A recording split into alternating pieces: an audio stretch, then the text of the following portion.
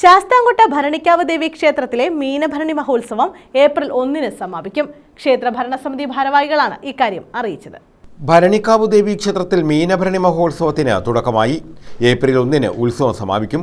വിവിധങ്ങളായ പരിപാടികൾ ഉത്സവത്തിന്റെ ഭാഗമായി സംഘടിപ്പിച്ചിട്ടുണ്ട്. ഏപ്രിൽ 1-ന് 101 കലവും കെട്ടുത്സവത്തിന്റെ സ്വീകരണവും നടക്കും.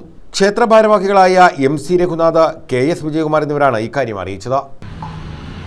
മാവേലിക്കര ഭരണിക്കാവ് ദേവി ക്ഷേത്രത്തിലെ മീനഭരണി മഹോത്സവം 2025 മാർച്ച് 26 മുതൽ ഏപ്രിൽ 1 വരെ വിവിധങ്ങളായ പരിപാടികളോടുകൂടി ഭക്തിനിർഭരമായി ആഘോഷിക്കുക.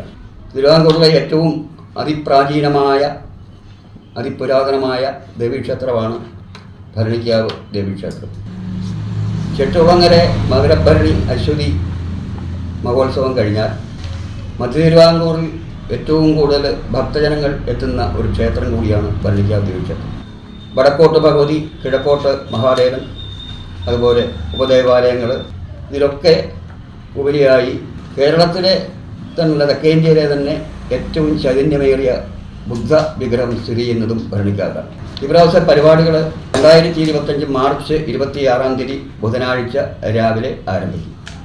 രാവിലെ നോട്ടീസിൽ പ്രതിപാദിച്ചിരിക്കുന്നത് പോലെ ഉള്ള പരിപാടികൾ, വിവിധങ്ങളായ പരിപാടികൾ, ക്ഷേത്രത്തിലെ ആചാരപരമായ ഒരുക്കങ്ങൾ, ആചാരപരമായ ചിട്ടകൾ, അനുഷ്ഠാനങ്ങൾ ഒക്കെ വളരെ കൃത്യമായി പാലിച്ചുകൊണ്ട് ഉത്സവത്തിന് നേതൃത്വം വഹിക്കുന്നത് ബ്രഹ്മശ്രീ പ്ലാക്കുടി ഉണ്ണികൃഷ്ണൻ തിരുമേനിയാണ്. തന്ത്രി അദ്ദേഹം.